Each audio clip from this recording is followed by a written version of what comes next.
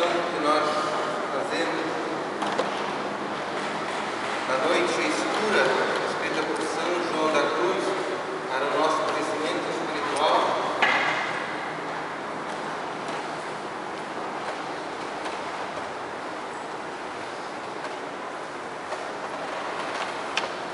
São João da Cruz fala sobre a imperfeição em que caem os principiantes acerca do vício da ira.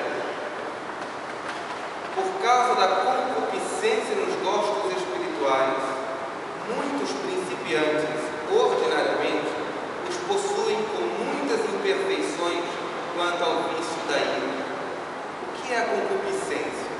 A concupiscência é esta consequência que o pecado original deixou na natureza humana, e é uma fraqueza para o pecado.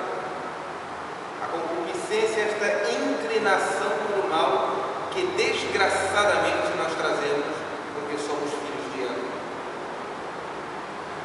Então, por causa também da concupiscência nos gostos espirituais. Olha aqui, lembramos do que São João da Cruz fala da gula espiritual. Mesmo nas coisas espirituais, a concupiscência pode se meter. Ao se lhes acabar o sabor e o gosto nas coisas espirituais, acham-se naturalmente desabridos e com aquela falta de gosto que tem na alma, ficam mal-humorados. Por isto se encolerizam com muita facilidade por qualquer ninharia e chegam a ponto de se tornarem intratáveis. Quando nós começamos a vida espiritual, seja porque aprendemos agora, ou depois de muitos anos afastados, recomeçamos, ou depois de muito tempo de tibieza, recomeça-se a vida espiritual, há um certo gosto em rezar, em ir à missa, em confessar-se, em fazer as coisas de Deus. Mas quando esse gosto acaba, a alma principiante começa a ficar sem vontade e irascível. Porque ela queria rezar sempre com gosto. Ela queria estar sempre efusiva. Como não consegue, ela fica irritadíssima. Então, às vezes fica intratável, porque qualquer coisinha ela explode de irritação. Então, o que diz o santo? Isto sucede muitas vezes após terem gozado de muito recolhimento sensível na oração. Isso acontece mesmo com pessoas que já tiveram muito espírito de oração. Em se lhes acabando este gosto e sabor, fica-lhes um humor muito desgostoso e contrariado, como a criança, quando a parte do peito em que estava gozando a sua vontade. Uma criança aumentando a sua mãe que depois tem que tirar. Chora, pode espernear. A alma às vezes fica assim. Depois de muita oração e de gozo espiritual, vem essa aridez, ela fica igual criança que tirou e saiu do peito. Nesse sentimento da natureza, contanto que as almas não se deixem dominar por ele, não há culpa. Se eu não deixar dominar por esse sentido, não há culpa, porque essa falta de gosto cria realmente esse dissabor. Mas somente imperfeição, é uma imperfeição. Os perfeitos, os santos, não podem ser assim.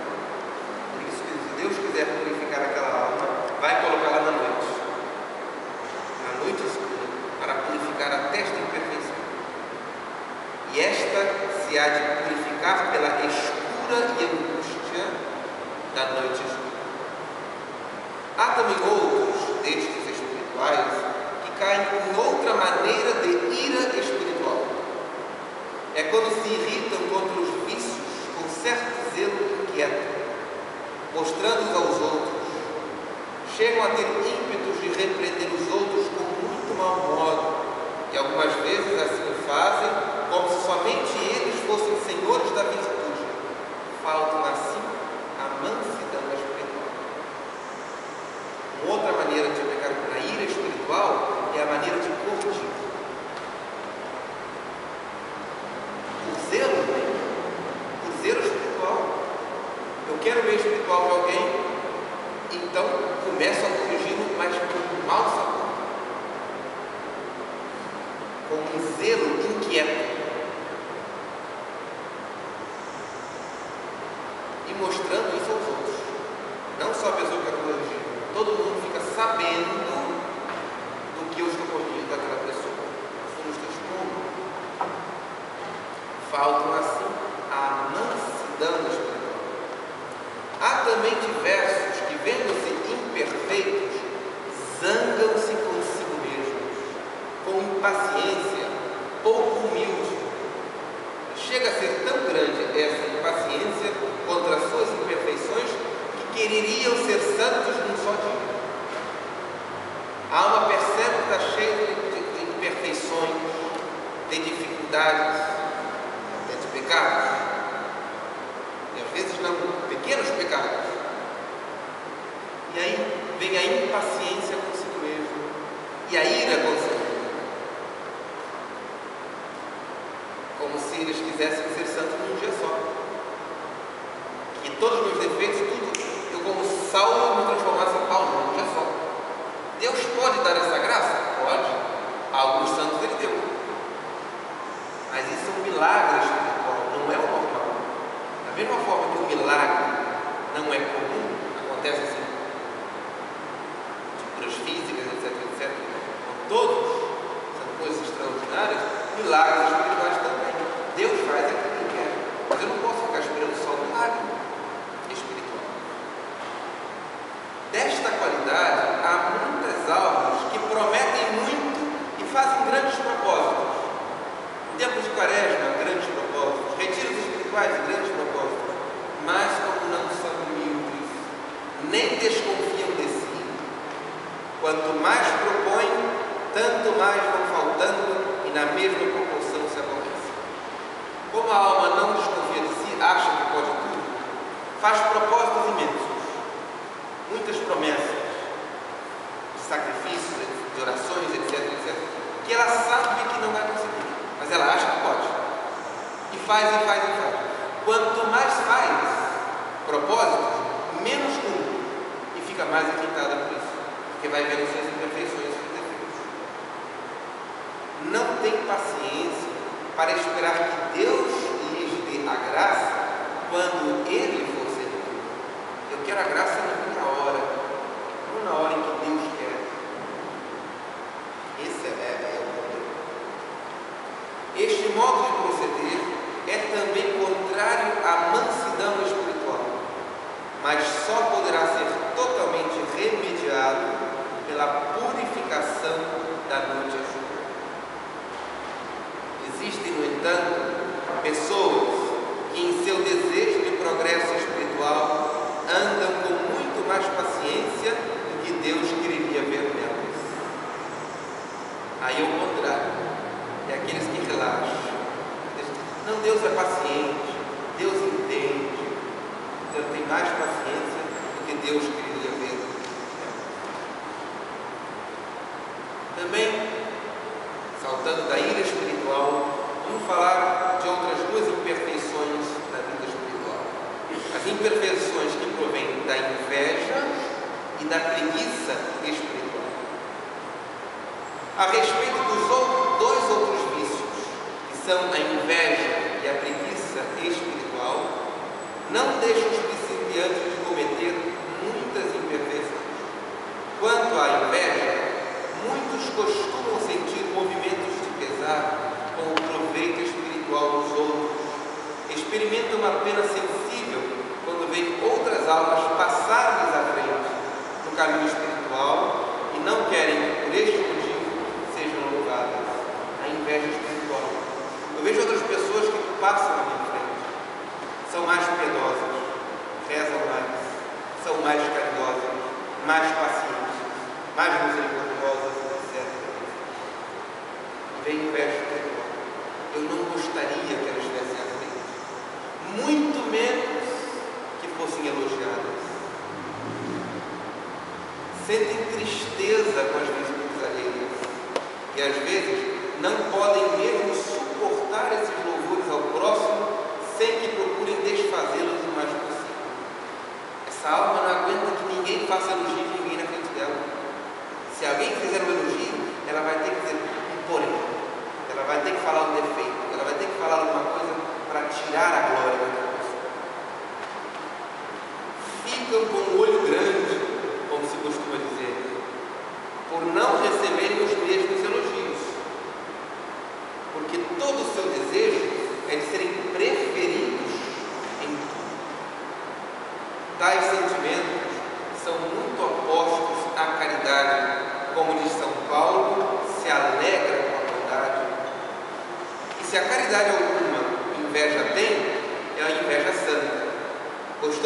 gozar é não possuir as virtudes dos outros, folgando-se de que todos sirvam a Deus com mais perfeição, enquanto ela se vê tão longe de servir como outro. Existe uma inveja santa. Qual é? É ver as virtudes de alguém, a santidade de alguém, é ao invés de sentir tristeza porque o outro tem aquela virtude, eu estou triste porque eu não tenho. Eu estou feliz com a santidade do outro e gostaria de ter aquela santidade. Entre aspas, é uma inveja santa, porque eu não estou triste com o bem. Inclusive, eu agradeço a Deus conhecer essa pessoa santa, mas eu gostaria de ter as virtudes que ela tem. Não quero diminuir isso, mas que eu preciso. A respeito da preguiça espiritual, os principiantes são tomados muitas vezes de tédio nas coisas que são mais espirituais. Uma adoração silenciosa ao Santíssimo, uma via sacra, ai meu Deus, uma hora santa. A alma começa a ter tédio pelas coisas espirituais e delas procuram fugir por não encontrarem aí consolações sensíveis. Como estão presos ao gosto sensível dos exercícios espirituais, em lhes faltando esse gosto, tudo lhes causa fastio. Só rezam porque gostam de rezar. Se faltar o gosto, ou não rezam ou rezam não. Quando alguma vez não encontram na oração aquele sabor que o seu apetite desejava, porque enfim convencem no privado das consolações por Deus e deste modo os quer provar, Deus quer nos provar tirando-nos esses sabores para crescermos. Essas almas principiantes não querem mais voltar a ela, não tem mais gosto de rezar, chegam mesmo a abandonar a oração ou a fazê-la de má vontade.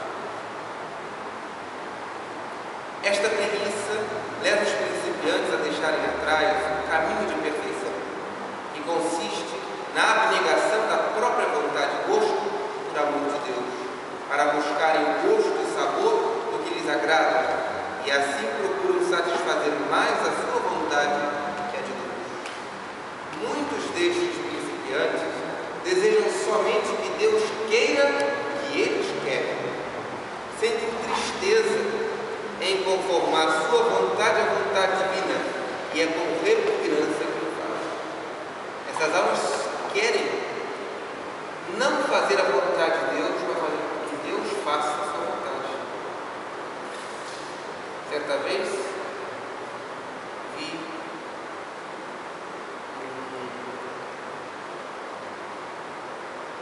desses pregadores protestantes de televisão anunciando um livro que ele tinha acabado de escrever, Como Exigir Seus Direitos de Deus. A coisa mais estapafúrdia, ridícula e soberba que pode existir. Como eu vou exigir de Deus alguma coisa? É Ele que exige de mim.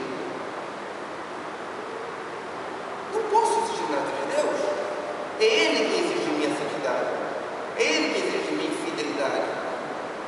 Muitos destes principiantes desejam somente que Deus queira o que eles querem. Imaginam que tudo quanto não contenta seus desejos e gostos não é vontade de Deus. E pelo contrário, quando acham satisfação, pensam que ele também está satisfeito. Eles confundem seus gostos com a vontade de Deus. Se tudo vai bem, é porque Deus está me abençoando, Deus quer. Se eu não estou segurando, porque Deus não quer que eu faça isso. Será que é assim? Deste modo, querem medir a Deus por sua medida pessoal, em vez de se medirem a si pela medida de Deus. Nosso Senhor em pessoa ensinou, muito ao contrário no Evangelho, que se alguém perdesse a sua alma por amor dele, ganhá-la-ia. Quem a quisesse ganhar, perdê-la-ia. Ainda costumam essas almas sentir tédio quando lhes é ordenada alguma coisa que não lhes agrada. Como andam sempre guiadas pelo sabor e regalo das coisas espirituais são muito remissas para a fortaleza e trabalho da perfeição. Fazer a vontade de Deus custa e faz parte de uma luta espiritual contra os nossos defeitos, contra o demônio, contra o mundo e a carne. A alma preguiçosa espiritualmente não quer uma vida de luta, quer uma vida fácil, quer uma vida só de eflúvios místicos, de gozos espirituais, de repousos no espírito, etc, etc. Não! A vida do homem sobre a terra é luta diária, é uma luta, é uma luta. Nas coisas mais espirituais sentem mais fastio, tédio. Como procuram nelas suas liberdades, a satisfação de sua vontade, causa-lhes grande desgosto e repugnância entrar no caminho estreito que, segundo disse Cristo, conduz à vida. Semelhantes aos que são criados no meio dos prazeres, fogem com desgosto de tudo quanto é áspero, se ofendem com a cruz, na qual se acham os deleitos do Espírito. Então, tudo que é dificuldade acha que já é uma desgraça, uma maldição. Fogem da cruz, são inimigos da cruz de Cristo. Das muitas imperfeições em que vivem os principiantes neste primeiro estado, o que até aqui referimos é suficiente para mostrar quão grande seja a necessidade que Deus os ponha em via de progresso. Realiza-se isto na noite escura de que entramos a falar. Aí, desmamando-os, Deus de todos os sabores e gostos, por meio de fortes securas e trevas interiores, tira-lhes todas estas impertinências e ninharias. Ao mesmo tempo, faz com que ganhem virtudes por meio muito diferentes. Para fazer crescer, Deus deixava entrar numa noite escura, áspera, de trevas interiores, para lhe purgando todas as suas imperfeições e ganhar virtudes no caminho distinto, não só da luta pessoal, que já existe, mas com grande ajuda de Deus, que o faz passar por aquela noite. Por mais que a alma principiante se exercite na mortificação de todas as suas ações e paixões, jamais chegará a consegui-lo totalmente, os maiores esforços que empregue, até que Deus opere passivamente nela por meio da purificação da mente. Todas as penitências que possamos fazer e que mesmo possam agradar a Deus, não são capazes de nos purificar todas essas imperfeições. Deus é quem tem que colocar nas mãos. Para que eu possa falar com proveito sobre este assunto, diz São João da Cruz, seja Deus servido de dar-me sua divina luz, tão verdadeiramente necessária em noite tão escura e em matéria tão difícil de ser tratada e desenvolvida. É este, pois, o verso, em uma noite escura. Então eu termino com esta meditação de hoje, estas imperfeições, seguindo os 7 pecados capitais, segundo São João da Cruz, que servem todos esses capítulos que nós lemos e meditamos aqui, são de introdução ao livro Noite Escura.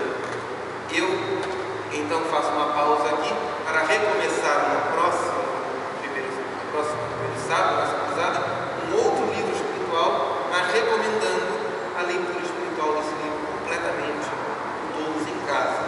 Então, terminamos esta série de meditações sobre a noite escura e vamos iniciar uma próxima leitura espiritual, uma próxima cruzada. Não nos esquecendo que no próximo mês não haverá primeira cruzada, porque será sábado de aleluia, sábado santo. E nesse dia não pode celebrar-se missa. Estamos de luto ainda pelo sepulcro do Senhor. Então, mas não